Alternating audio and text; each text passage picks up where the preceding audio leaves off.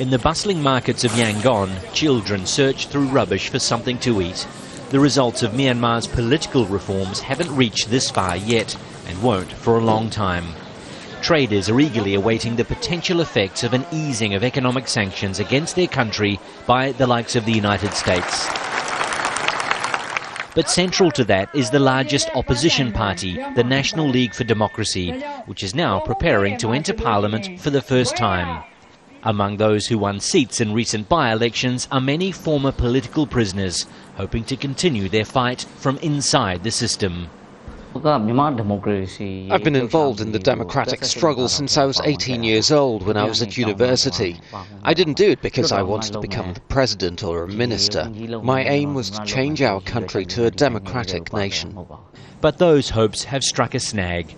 To enter this building, the new members of Parliament must take an oath to safeguard the Constitution. The NLD wants it changed to respect the Constitution before Parliament opens. From the outside, this may look like a petty battle over words, but for the National League for Democracy, it is much more. They don't want to swear to safeguard a constitution that they want to change, a constitution that reserves a quarter of all seats in Parliament for the military. You can sense a touch of "I told you so" from some who have spent most of their lives battling the army's control. Like the NLD's elder statesman who spent almost 20 years behind bars for voicing opposition to the previous military regime.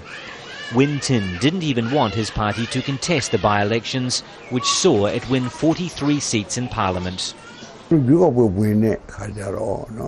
My opposition was based on the fact that there is little hope for great change. My view was the new government is also semi-military government. Their mindset and power are entrenched. I believe that there is little chance for major reforms. The standoff seems irrelevant to most who continue to live their lives in a nation that's been left behind economically. Yet, if it drags on, it could slow down the changes that are really needed. Wayne Hay, Al Jazeera, Yangon. Joining us from Bangkok is Larry Jagan. He's a Southeast Asia expert and journalist who's covered Myanmar extensively. Now, is this boycott definitely going ahead, Larry? And if it does, how big of a setback would it be? Well, my understanding is that the boycott is going ahead. The NLD and Aung San Suu Kyi are not prepared to take an oath which essentially supports a constitution that they've rejected all along and that they want changed. They are prepared, of course, to say they respect the constitution. This was a change that was made to the electoral laws to allow them to actually compete in these by-elections. It's actually a very significant point as far as the NLD is concerned.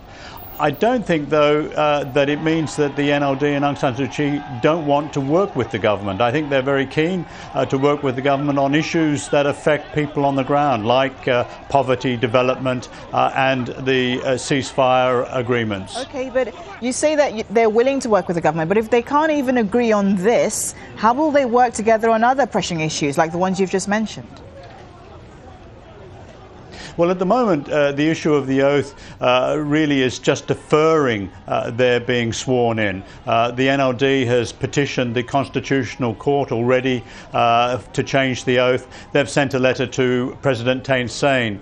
He, of course, is in Japan at the moment, so no decision is likely to be taken in the next couple of days. But I do think that it's a matter of deferring their being sworn in rather than they're not really going to be able to cooperate.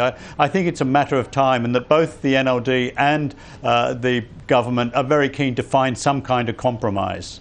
When we spoke earlier, you said the NLD has been reassured that the Constitution can be changed. If it's been reassured and it's only a matter of time, then why is it dragging its feet, especially after so many people voted and have high hopes for reform?